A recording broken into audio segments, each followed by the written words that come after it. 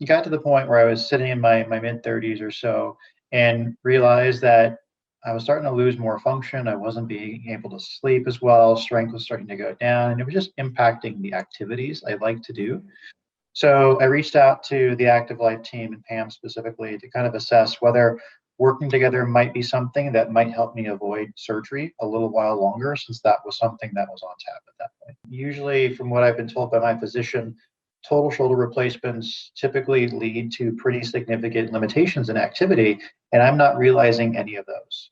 Active life is different than your traditional physical therapy, different than your traditional approach to just maintaining activity. And they're not just going to focus on the problem, they're going to focus on really setting you up for success, setting up for success to actually address the problem while making sure that everything is in balance too.